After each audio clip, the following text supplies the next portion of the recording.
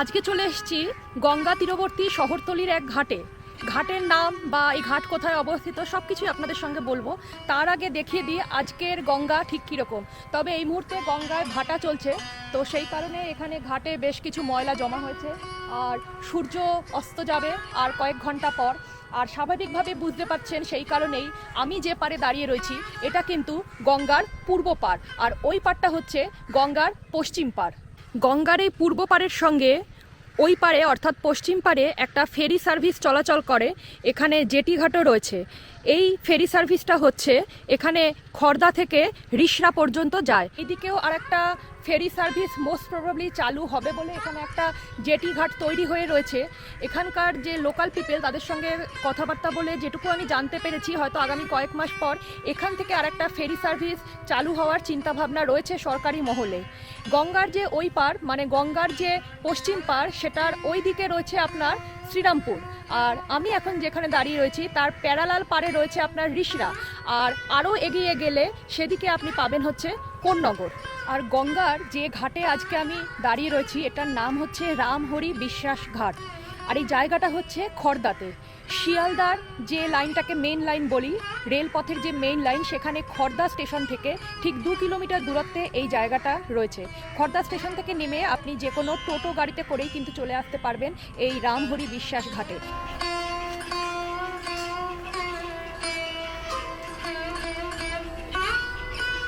খড়দার এই গঙ্গা তীরের ঘাট যে পাড়ায় অবস্থিত সেটার নাম হচ্ছে শিববাটি পাড়া। তো নামের মধ্যে শিব কথাটা রয়েছে, এর থেকে বুঝতে পারছেন এই যে গঙ্গার ঘাট, এখানে গঙ্গা মা ছাড়াও শিবেরও অবস্থান রয়েছে, এবং শিবের অবস্থান রয়েছে সেটা খুব ইন্টারেস্টিং ওয়েতে। এবার চলুন চট করে ঘাট থেকে উপরে উঠে যাই এবং সেখানে শিবের অবস্থান কিভাবে রয়েছে সেটা আপনাদেরকে দেখাই।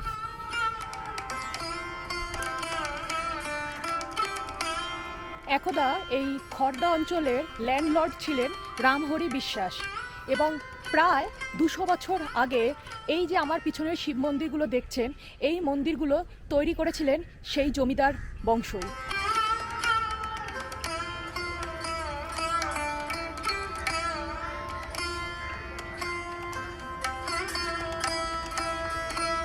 শোনা যায় রামহরি বিশ্বাস এবং তস্যপুত্র পণ্ডিত শ্রী প্রাণকৃষ্ণ বিশ্বাস, বা কোথাও কোথাও এরকমও পাওয়া গেছে লেখা যে প্রাণহরি বিশ্বাস, মানে সেই জমিদার বাবু এবং তার ছেলে, তিনিও জমিদার ছিলেন এই অঞ্চলে। তারা দুজনে মিলে এই সমস্ত অঞ্চলের এই শিব মন্দিরগুলো তৈরি করেছিলেন। এখন যে কমপ্লেক্সটা আপনাদের দেখাচ্ছি এটা শিব মন্দিরের সেকেন্ড কমপ্লেক্স। এই সেকেন্ড কমপ্লেক্স এটাও কিন্তু গঙ্গা ফেসিং। এই সেকেন্ড কমপ্লেক্সে 6খানা শিব মন্দির রয়েছে। এবার আপনাদেরকে নিয়ে যাচ্ছি প্রথম কমপ্লেক্সে।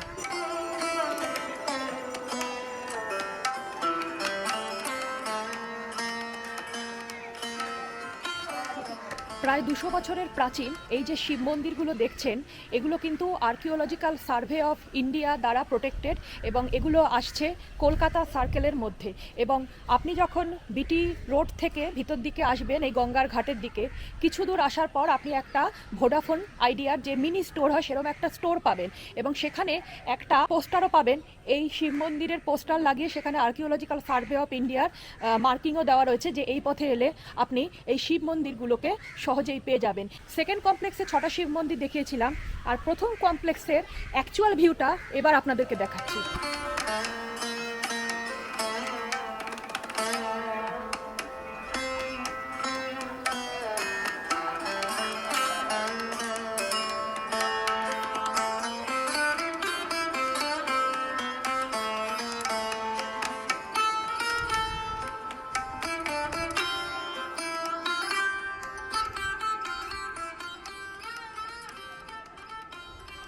এই প্রথম কমপ্লেক্স, এই যে গোটা জায়গাটার ভিউটা আপনাদেরকে দেখালাম ক্যামেরা ঘুরিয়ে, এইখানে টোটাল আপনি 20টা শিব মন্দির পাবেন।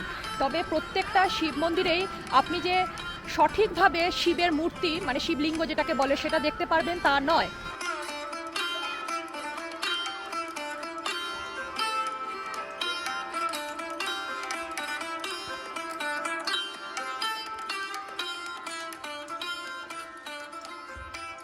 গঙ্গা ফেসিংয়ে যে শিব মন্দিরগুলো রয়েছে, এই যে এগুলো দেখে বুঝতে পারছেন যে এগুলো খুবই সাম্প্রতিক সময়ে সংস্কার হয়েছে। ঠিক একইভাবে সেকেন্ড কমপ্লেক্সের যে 6টা মন্দির, সেগুলো খুব সাম্প্রতিক সময়ে কিন্তু সংস্কার করা হয়েছে। খুব ভালো করে লক্ষ্য করলে দেখা যাবে এই মন্দির শ্রেণীর গঠনে কিন্তু টেরাকোটার শিল্পের নিদর্শন আপনি দেখতে পারবেন এবং সূক্ষ্ম ব্রিক ওয়ার্কও কিন্তু রয়েছে। দেখাচ্ছি যেখানে 20টা শিব মন্দির রয়েছে একসাথে একই জায়গায়, চতুর্দিকে ঘিরে রয়েছে এবং এই জায়গার যে গ্রাউন্ডটা, এটা কিন্তু স্কোয়ার মেজারমেন্টের গ্রাউন্ড। এবং এই জায়গার ডিজাইনটা দেখুন, অনেকটা চারবাগ ডিজাইন। রাজস্থানে গেলে আপনি এই চারবাগ ডিজাইনটার সঙ্গে খুব পরিচিত হতে পারবেন। তো রাজস্থানে এরকম চারবাগ গার্ডেন দেখা যায়, তো এরকম চারবাগ টাইপের এই মাঝখানে ডিজাইনটা করা এবং টোটাল ল্যান্ডটা হচ্ছে আপনার স্কোয়ার শেপের। এবং যেহেতু এটা এএসআই এর আন্ডারে আসছে এবং সেই কারণে কিন্তু এগুলোর মেইনটেনেন্স রয়েছে। জায়গায় জায়গায় আপনি গার্বেজ ফেলার জন্য ওই কুড়েদান পাত্র যেটা বলে সেরকম আপনি পাবেন। এখানে গাছ কাটার লোক রয়েছে যারা এগুলোকে মেইনটেন করে রাখছে। এবং এই যে জায়গাটা, এইখানটা দেখুন একটা বেদি রয়েছে, এই বেদির উপর একটি কালী ঠাকুরের মানে টাইলসের মধ্যে যেরকম ছবি হয় সেরকম রয়েছে। এটা এখানে আমি এর আগে একজন লোকাল পিপলের থেকে জানলাম, এখানে কালী পুজোর দিন বছরে একদিন এই বেদিতে কালী পুজো কিন্তু হয়। আর এই যে বাদবাকি শিব মন্দিরগুলো দেখছেন, যেগুলো এখনও সংস্কার হয়নি, সংস্কার করা হবে, সেই শিব মন্দিরগুলোতে কিন্তু আপনি প্রপার শিব মূর্তি বা শিবলিঙ্গ যেটা বলি সেটা আপনি পাবেন না। মানে শিবলিঙ্গ স্বরূপ কিছু সেগুলোতে রাখা রয়েছে।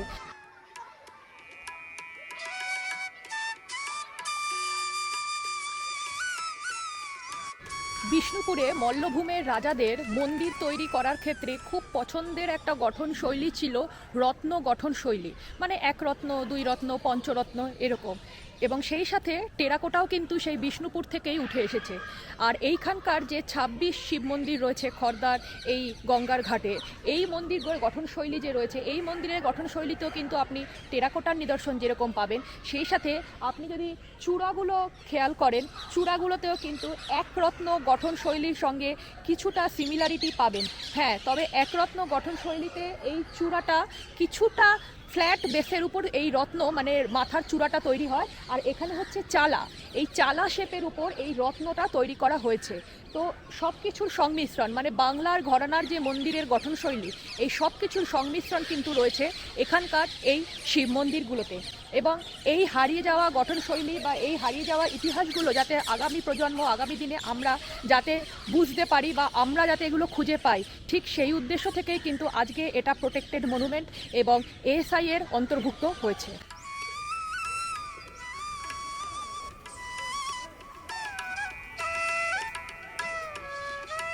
একটা জিনিস বলে দিই, এই শিব মন্দির দর্শন করতে আপনারা যে কোনো দিন আসতে পারেন, সকাল থেকে সন্ধে পর্যন্ত খোলা থাকে। এখনও অবধি এএসআইর তরফে কোনো রকম টাইম ফিক্সেশন বা টাইম নিয়ে কড়াকড়ি বা কোনো রকম এন্ট্রি টিকিট সেসবের কোনো রকম বন্দোবস্ত এখনও করেনি। তবে যেটা রয়েছে, আপনারা ভিতরে ঢুকে যদি ছবি, ভিডিও বা আমার মতো কোনো বিশেষ পারপাসে ভিডিওগ্রাফি এইসব কিছু করতে চান, সেক্ষেত্রে এদের এখানে অফিস রয়েছে। অফিসে আপনারা নিজের নাম, অ্যাড্রেস, ফোন নাম্বার লিখে 25 টাকা জমা করবেন। অন্যান্য সমস্ত এএসআই মনুমেন্টগুলোতেই যেরকম নিয়ম যে ফটোগ্রাফি করতে গেলে একটা পারমিশন নিতে হয়, এদের এখানে অফিসের সেটেলমেন্টটা এখনও অতটা পাকাপাকিভাবে হয়নি বলে আপনাকে ওরা সেভাবে কোনো রিসিট দিতে পারছে না। কিন্তু ওদের একটা রেকর্ড মেনটেনিং ডায়েরি বা খাতা আছে বলতে পারেন, সেখানে যারা যারা এরকম ফটোগ্রাফি, ভিডিওগ্রাফি করার জন্য আসছে তাদের প্রত্যেককে এই 25 ডিপোজিট করতে হয়। আর অফিসটা কোথায় আপনাকে বলে দিই, সেটা হচ্ছে এই দিকে আমার রাইট হ্যান্ড সাইডে, যেখানে সেকেন্ড কমপ্লেক্স, যেখানে 6টা শিব মন্দির রয়েছে, সেখানে ভিতরে সাদা রঙের একটা ছোট ঘর রয়েছে, অফিসটা তার ভিতরে রয়েছে।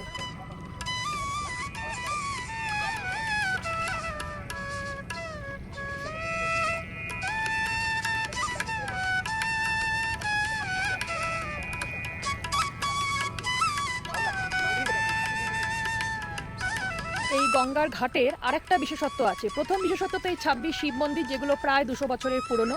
আর সেকেন্ড বিশেষত্ব হচ্ছে এই গঙ্গার ঘাটে কিন্তু গঙ্গারতিও হয়। তবে সেই গঙ্গারতি কিন্তু রোজ হয় না। চেষ্টা করব আপনাদের সঙ্গে সেই গঙ্গারতি শেয়ার করার ভিডিওর মাধ্যমে। আজকের ভিডিওটা আমি এখানেই শেষ করছি।